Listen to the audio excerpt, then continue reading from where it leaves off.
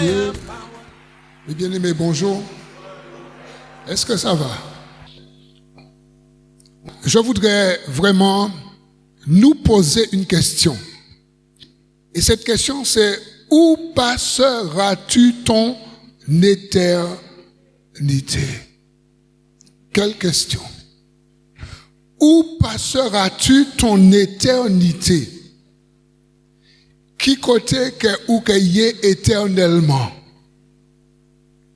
Parce que l'homme, d'une manière générale, l'homme, on a un corps, une âme et un esprit.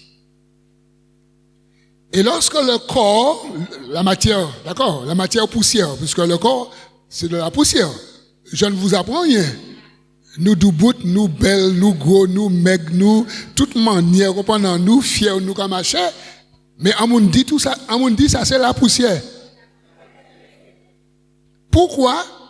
Parce que lorsque nous lisons dans la Genèse, la Bible dit que Dieu, quand il a créé l'homme, il a pris de la poussière et il a formé l'homme. Et ce n'est qu'après que Dieu a pris la poussière pour former l'homme, Dieu a soufflé dans les narines de l'homme et l'homme a pris vie. Ça veut dire que la poussière qu'il a. Et c'est pourquoi que quand quelqu'un meurt, on te met dans la tombe ou dans la terre ou on va t'incinérer, mais quel que soit, mais c'est de la poussière. Ça, faut pas l'oublier. Alors, on disait que l'homme est fait de 3 parties. La première partie, c'est la chair, c'est la poussière. La deuxième partie, c'est l'âme. Et les psychologues vous disent que l'âme, c'est le siège de notre personnalité. En fait, l'âme, c'est la vie. Dieu a dit dans Lévitique que l'âme, c'est la vie et que la vie est dans le sang. Et une fois que quelqu'un meurt, on dit, il a rendu l'âme. Ça veut dire que il est mort. Cessation de vie. Ça veut dire que l'âme, c'est la deuxième partie. La chair, le corps, c'est la première partie. L'âme, c'est la deuxième partie de l'être humain. Et l'âme ne meurt pas. Est-ce que quelqu'un sait ça? L'âme vit éternellement, mais il y a 2 destinées pour l'âme. Et ça, on va le voir. Et la troisième partie, c'est l'esprit. Alors, on a l'âme qui est immatérielle.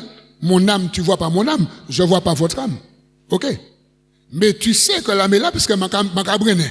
Nous qu'à vivre, nous qu'à respirer, boudin nous qu'à monter, descendre, tiens nous qu'à battre. C'est que n'âme nous, en dit encore nous. Et puis, la troisième partie, c'est l'esprit. Et l'esprit, c'est la partie spirituelle. L'âme, c'est la partie, on va dire, émotionnelle.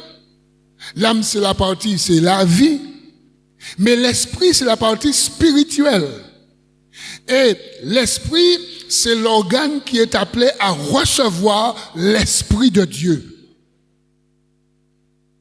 Ça veut dire que tant que quelqu'un ne s'est pas repenti, l'esprit de Dieu n'est pas dans l'esprit de l'homme. Ça, il faut que ça soit clair une fois pour toutes, parce que les gens disent que tout le monde c'est Ishmondier. Tout le monde c'est enfant de Dieu. Amoun dit La bonne moun, prêchez bien moi. Amoun dit On va lire un premier verset, on va lire dans Jean, le chapitre 1er, le verset 12. 12 et 13. La question en ce matin, c'est: où passeras-tu ton éternité?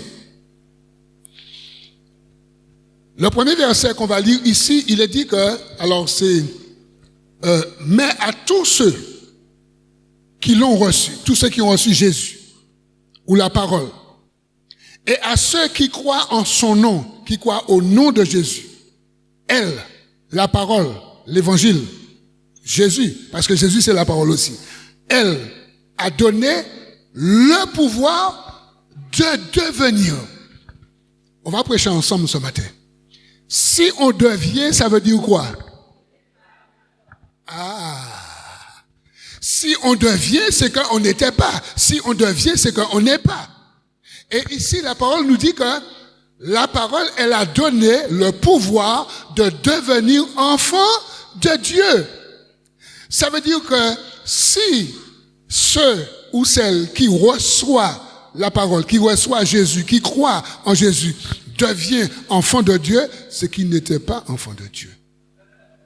Il était quoi? Créature de Dieu, créature de Dieu. La Bible dit que Dieu est un Père créateur.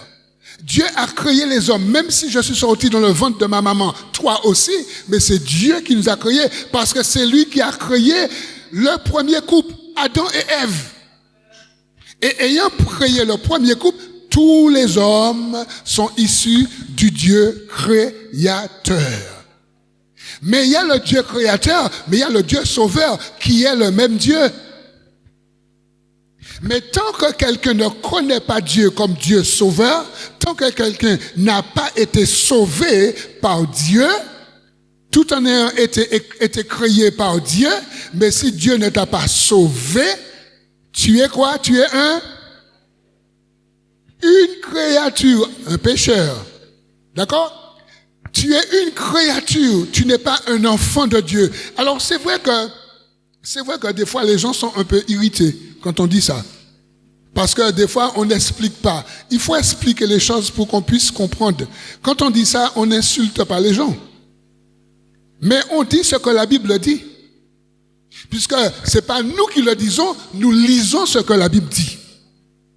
Et la Bible dit, c'est lorsque tu auras reçu Jésus, et lorsque tu auras cru au nom de Jésus, eh bien, la parole te donne le pouvoir de devenir enfant de Dieu. On va lire un deuxième verset.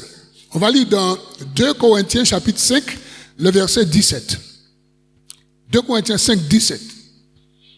Et c'est la réplique de ce verset. D'accord? Le verset qu'on vient de lire, celui qu'on va lire maintenant, c'est la réplique. Alors, on nous dit ici que si quelqu'un, si une personne, si un monsieur, si une dame, si un jeune homme, si une jeune fille, si un papy, si une mamie, quelqu'un dit quelle que soit la personne. Si quelqu'un est en Christ, d'accord, est en Christ, on ne nous dit pas si quelqu'un est catholique, témoin de Jéhovah, évangélique, bouddhiste, ok. On ne parle pas de religion. On dit que si quelqu'un est en Christ, il est quoi? Nous allons commencer à entrer un message là. Tu vois? Si quelqu'un est en Christ, cette personne est une nouvelle créature. Ça veut dire que la créature ancienne, tu vois?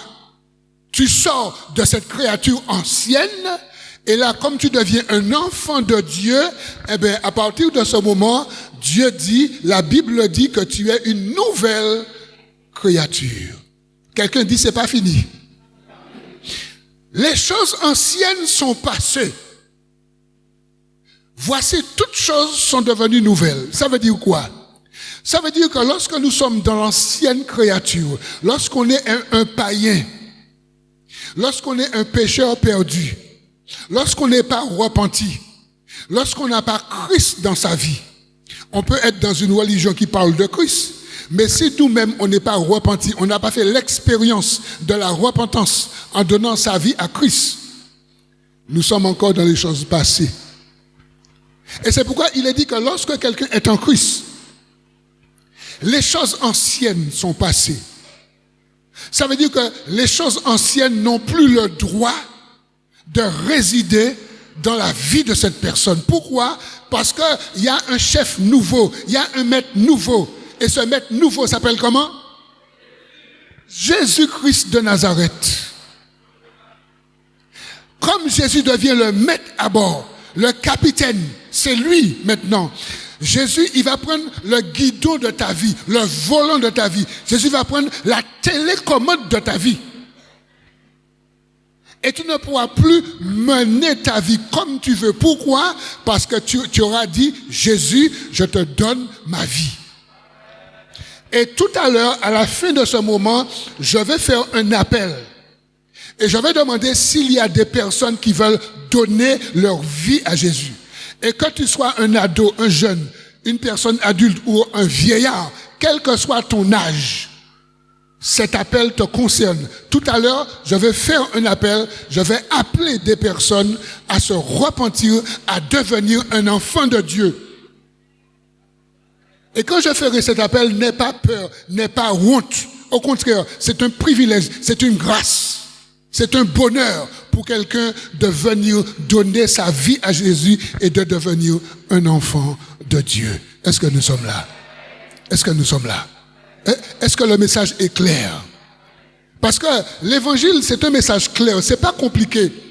On n'a pas besoin d'avoir un bac plus 10 pour comprendre l'évangile, mais on a besoin d'avoir la foi pour accepter l'évangile. Est-ce que nous sommes là? Quelqu'un dit la foi. Quelqu'un dit, il me faut la foi. C'est très important. D'accord? Alors, on va rentrer un peu dans le message. La question que j'ai posée, j'ai demandé, où passeras-tu ton éternité? On va lire un verset.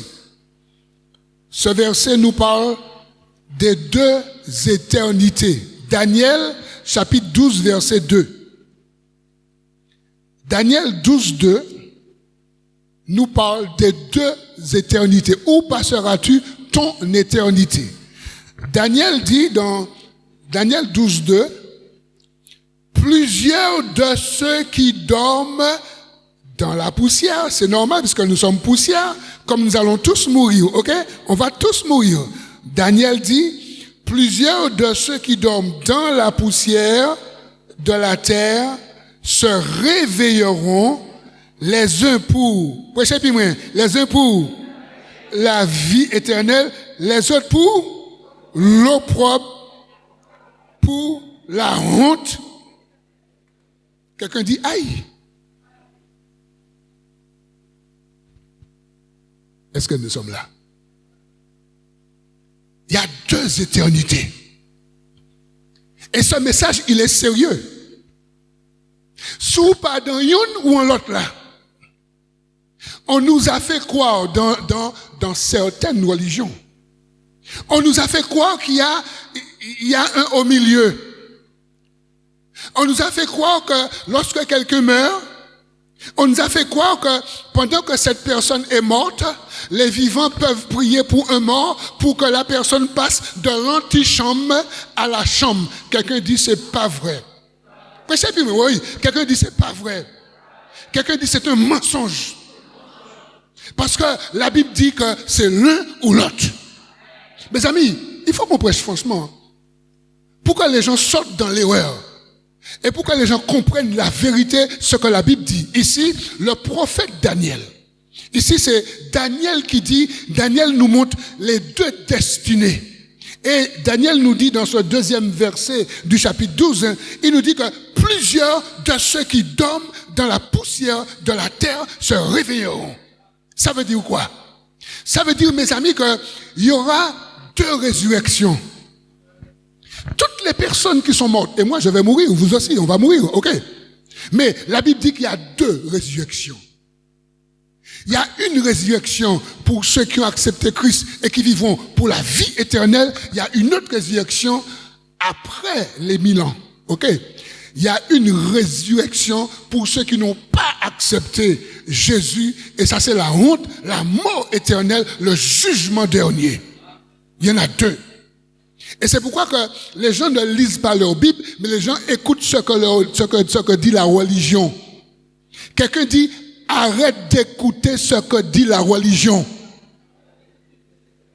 Une autre personne dit, écoute ce que dit la Bible. Une personne dit, la Bible a toujours raison. Et c'est ça notre erreur. Notre erreur, c'est que nous mettons plus, enfin je dis nous pardon, mais je parle d'une manière générale. Notre erreur, c'est que nous mettons plus notre confiance sur la religion que sur la parole de Dieu, que sur l'évangile.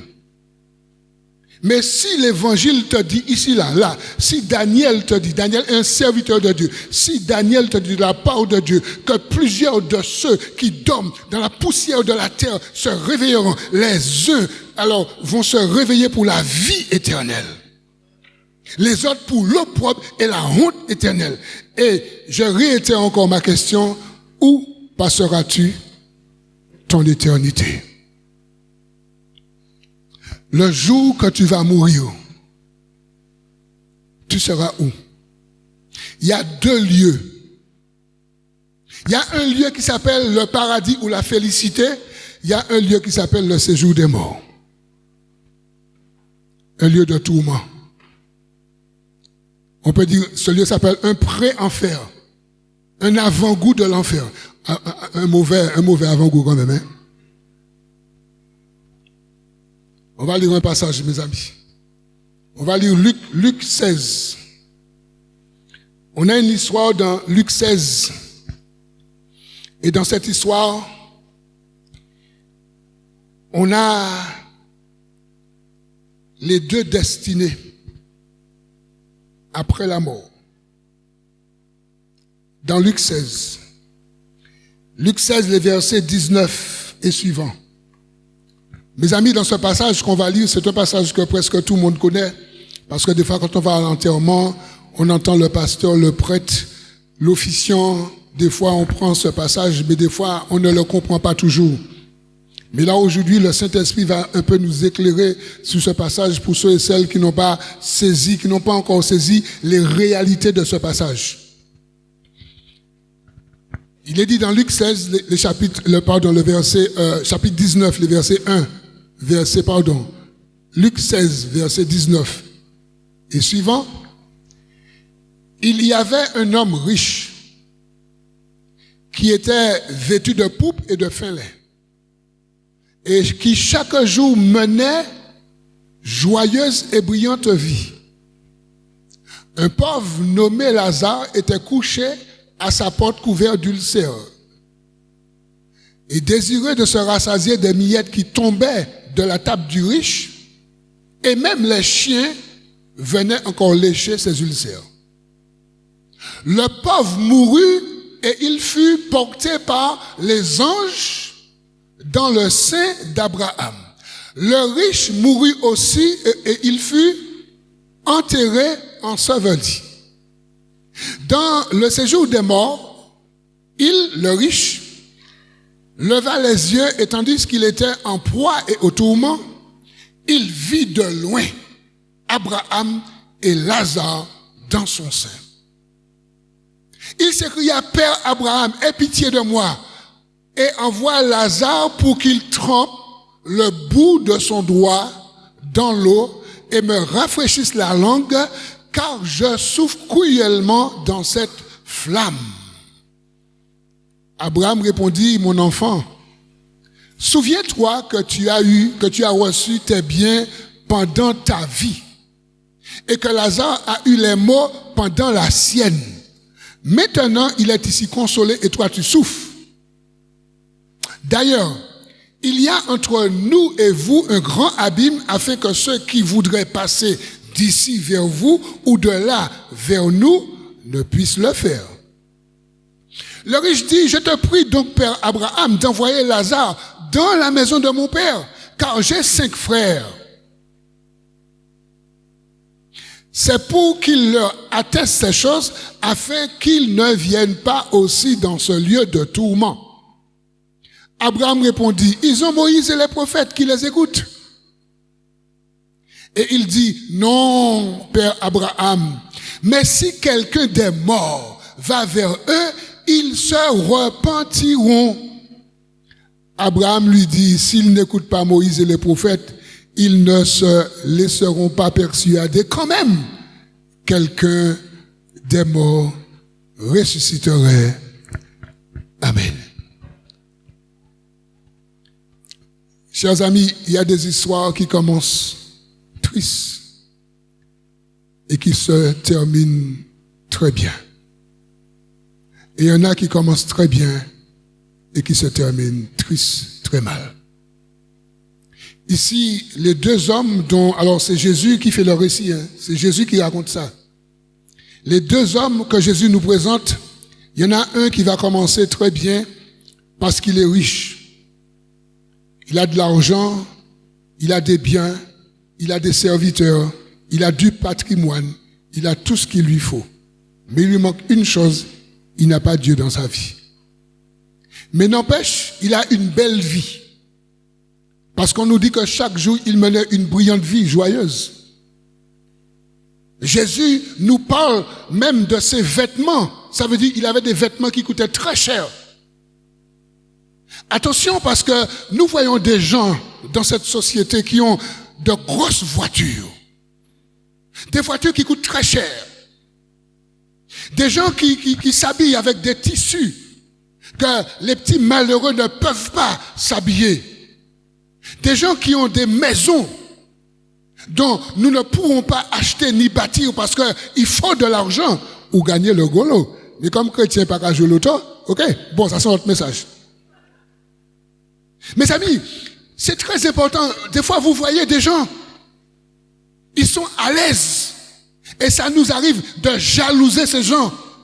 D'être jaloux parce que mon y a un gros loto, un bel loto, parce qu'il y a un bel caille, parce qu'il y a un bon bagaille. Mais des fois, tu es vide de Jésus. Et c'est ça qui arrive beaucoup là, un beaucoup riche. Jésus a dit qu'il n'y a l'argent, il n'a pas manqué rien. Mais Jésus a dit nous que Bokaïli, en pas la porte li, il tenait un clochard. Un clochard, il a crié Lazare. Jésus a dit nous non clochard. Non bougla, Lazare qui nous y. Et c'est pas même Lazare là que Jésus t'a ressuscité. Parce que dans Jean chapitre 11, nous avons un autre Lazare, mais c'est pas le même Lazare. Parce que l'autre Lazare, c'était l'ami de Jésus. Mais ce Lazare là, c'était un démuni, un SDF. Et la Bible nous dit que ce riche, non seulement il ne le regardait pas, mais il ne le laissait pas manger les miettes qui tombaient de sa table. Jésus veut nous dépeindre le cœur de ce riche, le cœur de cet homme. C'était un homme qui était dur.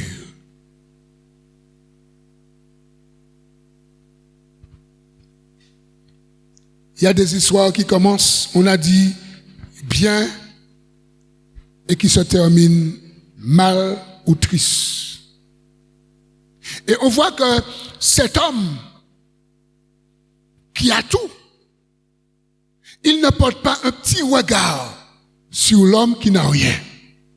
Et le Seigneur nous fait remonter un détail que cet homme avait plein de plaies sur son corps, des ulcères. Ça veut dire que les plaies étaient arrivées à une dimension peut-être de profondeur, peut-être que ça suintait, peut-être que ça coulait, ça faisait du pu, que les chiens venaient lécher les plaies, les ulcères de ce clochard.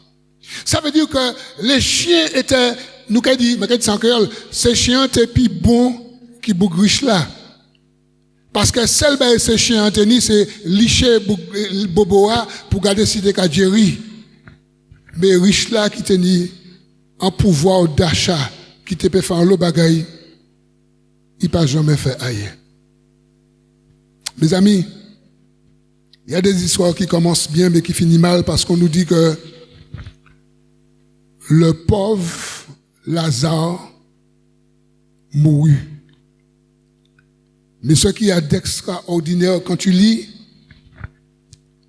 alors on nous dit verset 22, le pauvre mourut et il fut porté par qui? Par quoi? Par les anges où? Dans le sein d'Abraham. Cher ami, quand tu lis ça, le sein d'Abraham, ça veut dire que là où Abraham est aujourd'hui, Abraham se trouve aujourd'hui dans le paradis avec Dieu, avec Jésus. Mais pourquoi on nous parle d'Abraham? Parce qu'Abraham a un titre, c'est le père de la foi.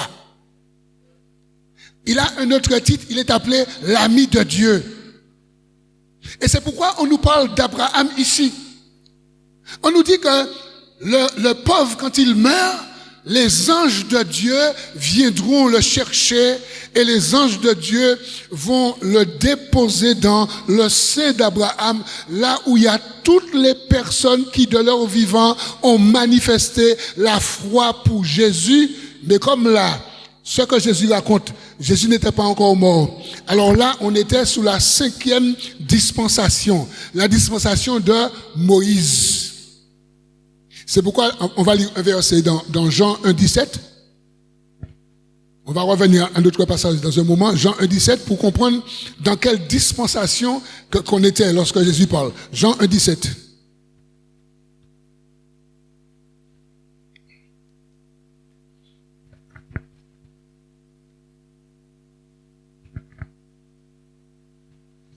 Alors, on nous dit que la loi, car la loi a été donnée par... Mais la grâce et la vérité sont venues, tu vois, sont venues par...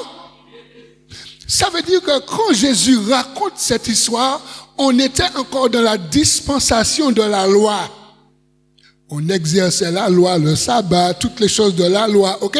Parce que quand Jésus est venu dans la 5e dispensation de la loi, mais Jésus est venu apporter la 6e, la grâce. C'est pourquoi que quand Jésus raconte cette histoire, quand le pauvre, quand il meurt, d'accord, on nous dit qu'il a été apporté par les gens dans le sein d'Abraham. Et je disais que tous ceux qui ont manifesté la foi, mais dans la dispensation dans laquelle où ils se trouvent.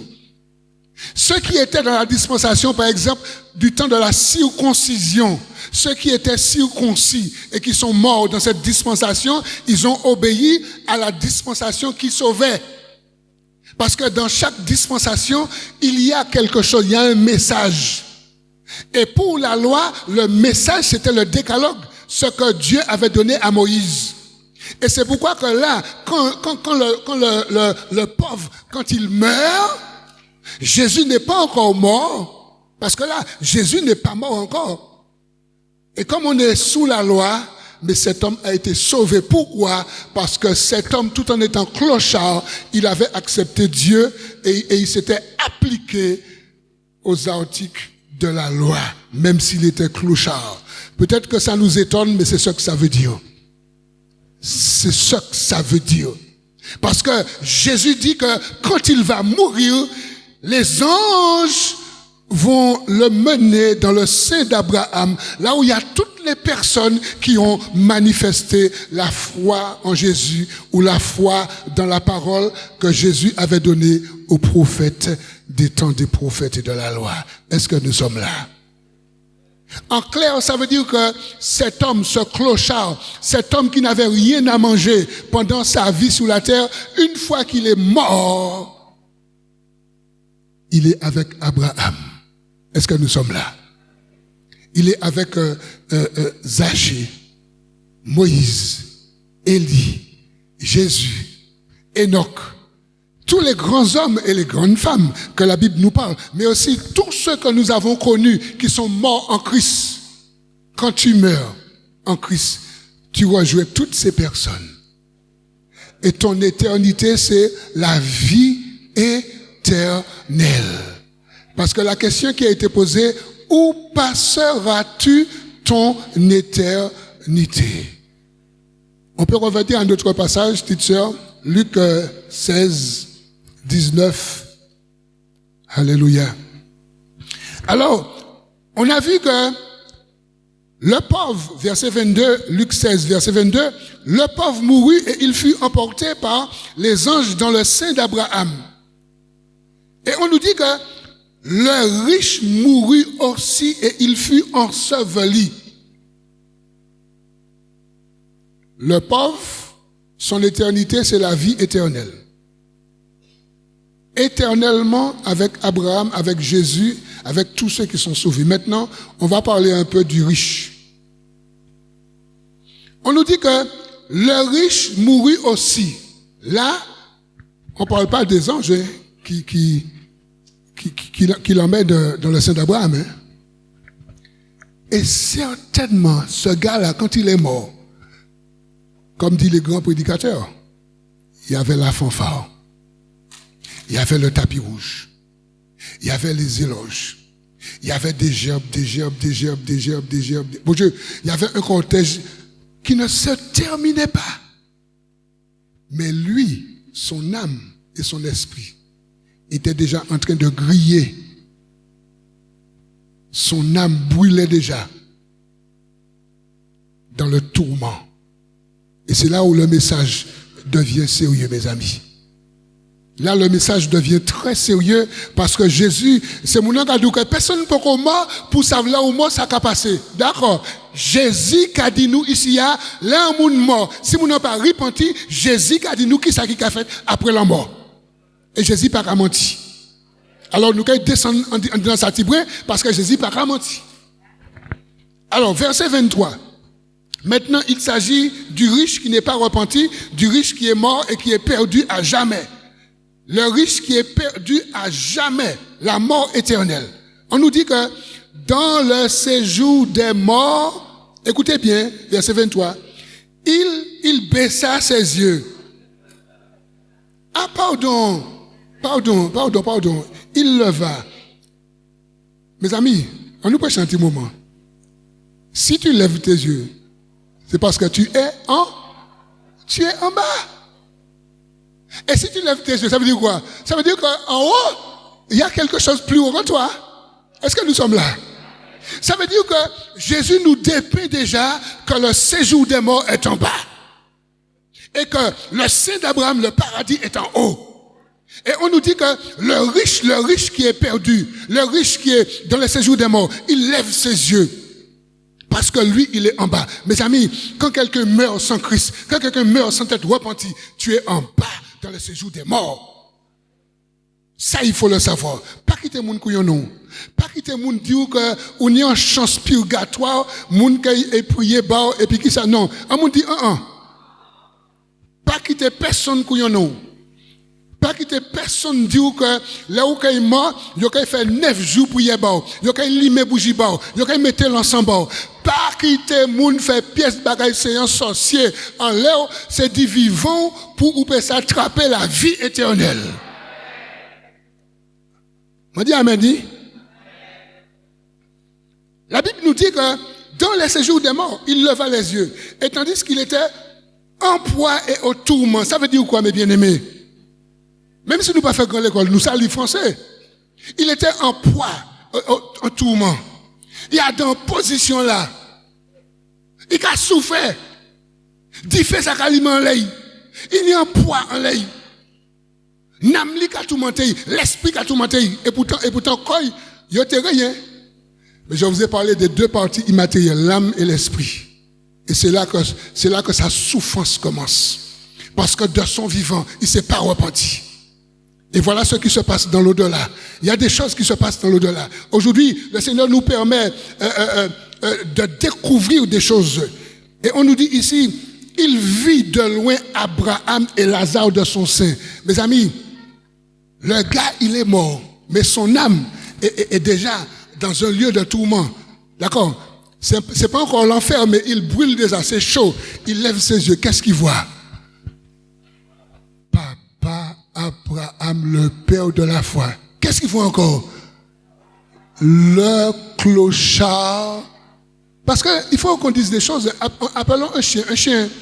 Le clochard qui était dans la porte de chez lui, qui n'attrapait pas un miette de pain. Est-ce que nous sommes là? Finalement, il regarde, il voit le bonhomme au paradis avec Lazare. Mes amis, quand Jésus dit qu'il y aura des surprises, il y aura des surprises, hein. Nous regardons des clochards là qui en l'arrière là, mais pas regarder des affaires clochards ou pas savoir si repenti. Ou pas connaître des affaires.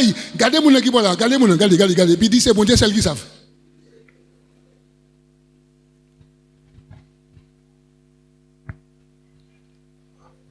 Lorsqu'il voit Lazare, il va commencer à parler. Qu'est-ce qu'il dit? verset 24, il s'écria, Papa Abraham, aie pitié dis-moi, voyez Lazare pour y faire ça, tremper douette li à dans de l'eau, et puis il peut ça mettre un petit coup de l'eau en les langues moins, parce que là, moi, il a dit fait qu'à l'immense les moins.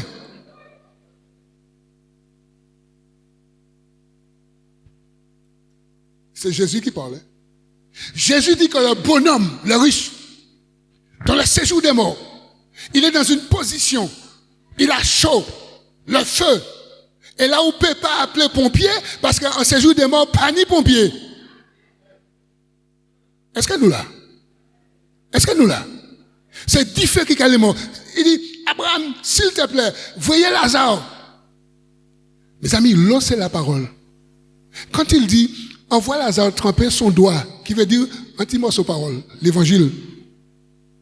C'est ce que Jésus avait dit à la femme samaritaine. Jean chapitre 4, verset 14. Jésus avait dit à la femme, si tu bois de cette eau, tu auras toujours soif. Mais la personne qui boira de l'eau que je lui donnerai n'aura jamais soif, ok? Et cette eau que je vais lui donner, eh bien, sera en elle une source d'eau qui jaillira jusque dans le sein d'Abraham, la vie éternelle. Et comme ce clochard-là, il avait goûté de cette eau, il se trouve au paradis. Mais lui, le riche, l'anglais sec, gorge sec, tout corps sec, différent qu'à sécher, il vous en petit morceau l'évangile, mais il n'a pas attrapé même pas en yota l'évangile. Pourquoi? Quelqu'un dit moi pourquoi? Pourquoi? Parce qu'il est trop tard. C'est pourquoi dans Hébreu, il est dit une petite phrase, aujourd'hui, si vous entendez la voix du Seigneur, n'endurcissez pas vos cœurs. Si aujourd'hui tu entends l'évangile, ne ferme pas ton cœur. Si aujourd'hui tu as l'occasion de te repentir, ne ferme pas ton cœur. Si aujourd'hui tu as l'occasion de saisir la vie éternelle, ne ferme pas ton cœur. Si aujourd'hui tu as l'occasion de recevoir le pardon de tous tes péchés, parce que avec les péchés, on ne peut pas entrer au paradis. Et Jésus est mort à cause des péchés. Et pour que tes péchés soient pardonnés, il faut accepter Jésus. Non, regardez mon épidie l'évangile belle. Regardez en l'autre mon épidie l'évangile belle. Et ici, on nous dit que quand il va dire ça à Père Abraham, quelle est la réponse d'Abraham? Verset 25. Abraham répondit, mon nom, mais c'est quelle tendresse, hein? Quel amour, hein? Des fois, là, on peut moi surtout là, moi, on m'a fatigué là, moi sorti là. Abraham, mon enfant. Quelle tendresse, hein? Parce que Bougazan dit fait, ou peut pas bousculer encore. Il appuie en ça. Tu vois, regarde l'amour d'Abraham. Regarde la sympathie d'Abraham. Abraham lui dit, verset 25, mon enfant, souviens-toi que tu as reçu tes biens pendant ta vie, la vie biologique, hein, quand il vivait sur la terre, pendant ta vie, et que Lazare a eu les maux pendant la sienne. Maintenant, il est ici consolé. Et toi, tu souffres. Mes amis, prenons ce message au sérieux. Abraham dit au bonhomme, tu souffres parce que pendant ton vivant, tu n'as pas fait ce qu'il fallait faire. Lazare l'a fait. Lui, il est consolé. Et il va dire, écoute, on ne peut rien faire pour toi. Va voir ailleurs. Terminé. Tout le monde descend. C'est fini. C'était fini pour lui. Après, il va dire, parce que là, il dit que chez mon papa est vivant et j'ai 5 frères qui sont vivants. Envoie Lazare. Si pour moi, c'est bon, pour moi, c'est mort, c'est fini pour moi, eh bien, envoie Lazare qui est mort. Envoie son esprit dire à mes frères qui sont vivants de se repentir pour qu'ils ne viennent pas là où je suis. Abraham a dit, mort, pas qu'à parler par les vivants. Non. Abraham a dit, ils ont Moïse et les prophètes. 5e dispensation. Terminé. Qu'ils écoutent Moïse, qu'ils écoutent les prophètes. Voilà. Parce qu'ils ont de quoi se repentir. Les morts ne prêchent pas l'évangile. Et j'ouvre une parenthèse que je vais fermer tout de suite. C'est l'homme qui a dit que maman ou moi, papa ou moi, il peut t'en remettre bao. Maman ou moi, il peut t'en remettre bao. Dans un rêve ou pas, c'est un démon qui l'a. On nous prêche franchement un petit moment. Alors, mon qui a dit que grand-maman yo qui mort, ni combien de temps, vini ba yo remettre. Vini montrer tel bagaille. Un démon qui l'a. Les morts pas parler balai vivant. Si ouais un monde mort parler c'est un démon. L'homme qui est sous cimetière qui parle maman tu m'as laissé maman si maman ça papa tati marraine parrain arrêtez avec ça, vous conversez avec des démons et vous allez choper des démons. Parce que mon qui a ces os qu'il a, des fois ils attirent, des fois pas même des moun. Est-ce qu'on peut prêcher franchement un petit moment? Mes amis, je vais conclure. Où passeras-tu ton éternité? Dans le sein d'Abraham ou dans le séjour des morts pour après te retrouver en enfer? Où? J'ai sélectionné quelques versets que je vais lire de mémoire. Jean chapitre 3, verset 16. Car Dieu a tellement aimé le monde qu'il a donné son Fils unique, afin que quiconque croit en lui, en Jésus, ne meure point, mais qu'il ait la vie éternelle. Pour passer ton éternité avec Jésus éternellement, il faut que tu acceptes Jésus. Jean chapitre 14, verset 6. Jésus dit que je suis le chemin, la vérité et la vie. Et Jésus dit, nul ne va au Père sans passer par moi. C'est pas par Krishna qu'on arrive à Dieu. C'est pas par Bob Marley qu'on arrive à Dieu.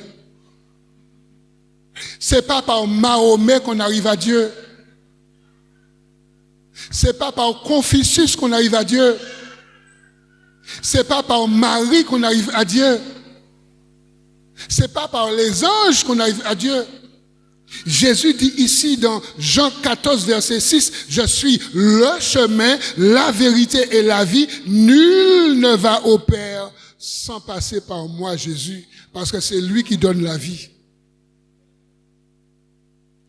J'ai noté dans Jean 17, le verset 3.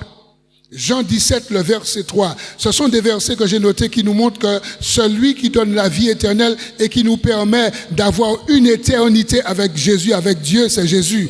Il est dit dans Jean 17, verset 3, « Or, la vie éternelle, c'est qu'ils te connaissent, toi, le seul vrai Dieu, et celui que tu as envoyé, Jésus-Christ. » Je reprends le verset. « Or, la vie éternelle, c'est qu'ils te connaissent, que les gens, d'accord, te connaissent. Toi, le seul vrai Dieu, et celui que tu as envoyé, Jésus-Christ. » Ça veut dire que si un enfant, un jeune, un ado, un vieillard, un adulte n'accepte pas Jésus, tu ne peux pas arriver à Dieu. Si tu passes par une autre porte, Gardez mon dit ou garé.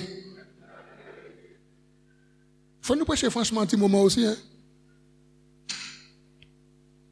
Et puis, on va lire un passage dans Acte 4.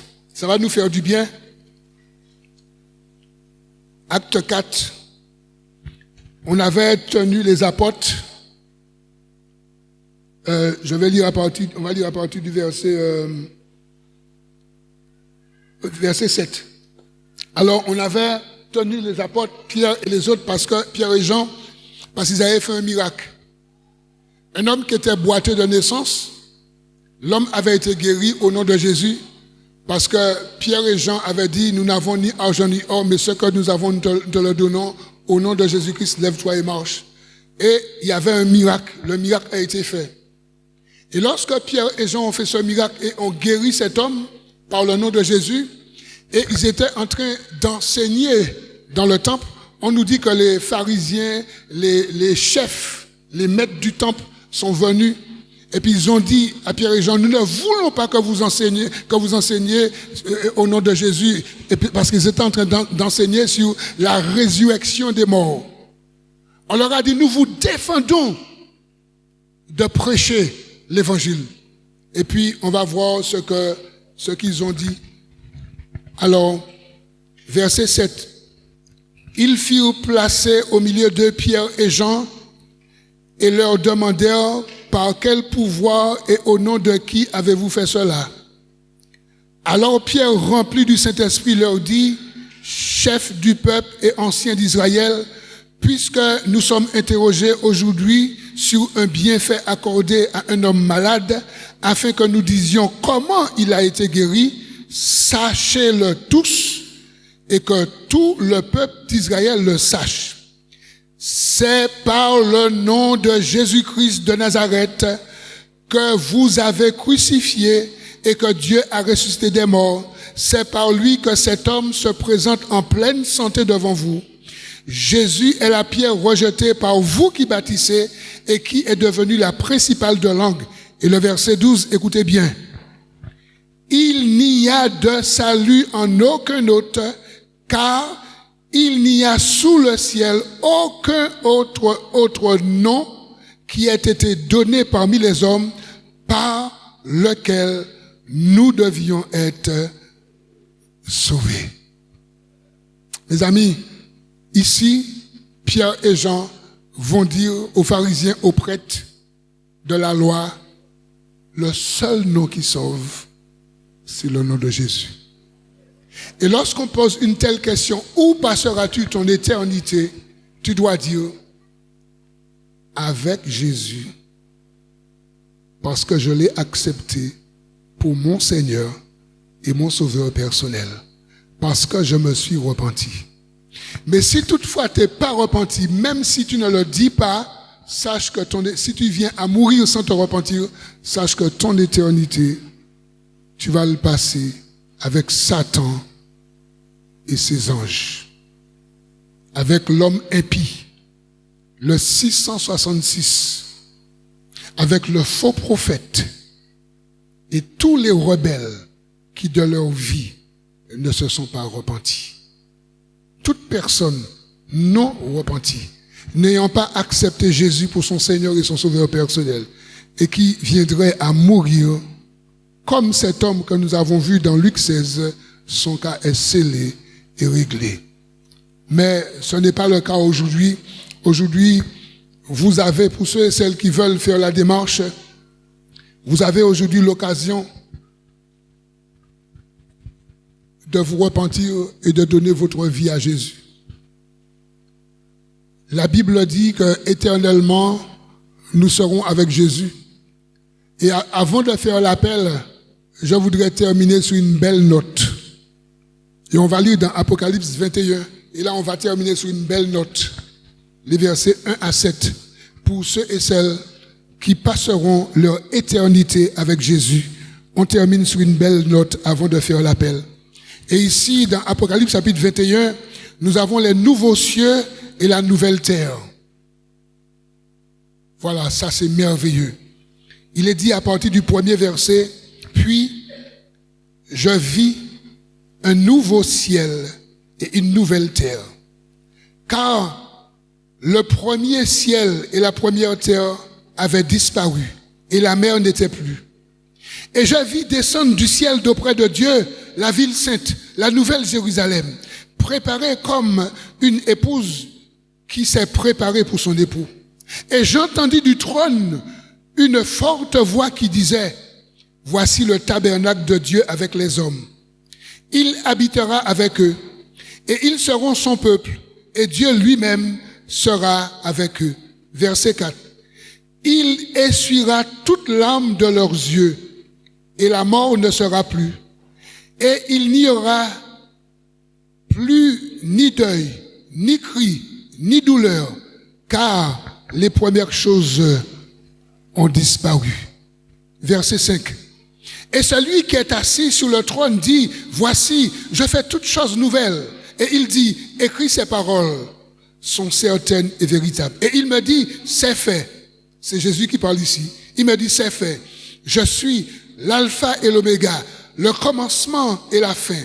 À celui qui a soif, je donnerai de la source de l'eau vive gratuitement. Verset 7. Celui qui vaincra héritera ces choses, je serai son Dieu et il sera mon fils. Est-ce qu'on peut se mettre debout? Est-ce que tout le monde peut se mettre debout? Ici, on comprend qu'il y a une bonne nouvelle pour ceux et celles qui ont accepté Jésus. Il y a une bonne nouvelle pour ceux et celles qui se sont repentis. Et le dernier texte que nous avons lu, ça nous parle de la félicité du paradis. Ça nous parle lorsque Jésus reviendra chercher ses disciples, nous chercher. Et ça nous parle de la vie éternelle. Et on nous dit, il n'y aura plus de pleurs, plus de maladies, plus de chikungunya, plus de coronavirus, plus de grippe aviaire. Aucune de ces choses. On nous dit que toutes ces choses auront disparu.